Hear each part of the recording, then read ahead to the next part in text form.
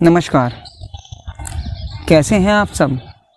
आप सभी के लिए बाबा नीम करौली से बहुत बहुत प्रार्थनाएं। नामू एक छोटा सा बालक था।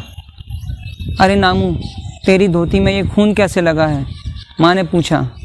नामू ने कहा, माँ मैंने कुल्हाड़ी से पैर को छील कर देखा था। माँ बहुत घबरा गई। घबराई हुई माँ ने धोती उठाकर देखा तो पैर के एक जगह की चमड़ी का मांस निकला हुआ था और वह छीली गई थी और वहाँ से खून बह रहा था। लेकिन वह छोटा बालक ऐसे चल रहा था मानो कुछ हुआ ही नहीं था। माँ गुस्से से आग बबूला हो गई। गुस्से में माँ ने फिर कहा, नामू तू तो बड़ा मूर्ख है। कोई अपने पैरों पर इस तरह कुल्हाड़ी चलाता है क्या? पैर टूट जाता तो तू लंगड़ा हो सकता था। घाव पक जाता या सड़ जाता तो पैर भी कटवाना पड़ सकता था। नामू ने बड़े सहज भाव में कहा, माँ तो पेड़ को भी कुल्हाड़ी से चोट लगनी चाहिए थी।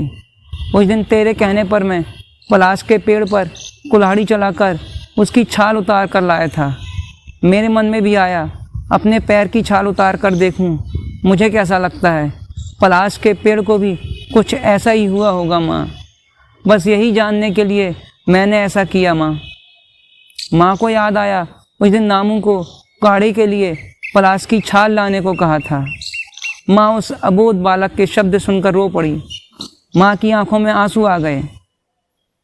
उसने कहा, बेटा तू तो बड़ी बड़ी बातें करता है, तू एक दिन बड़ा संत बनेगा। माँ की बात सच सिद्ध हुई। यही बालक एक दिन बड़े होने पर महान संत नामदेव हुए। पेड़ों और दूसरे जीव जंतुओं में भी जीव होता है और अपनी चोट लगने पर जैसा दुख होता है वैसा दूसरों को भी होता है, और जो दूसरे के दुख में दुखी होते हैं वही सच्चे संत कहलाते हैं। आशा करता हूँ मेरी और एक कहानी आपको प्रेरणादायक होगी। कहानी पसंद आए तो लाइक करिएगा, चैनल को सब्सक्राइब करिएगा। धन्यवाद।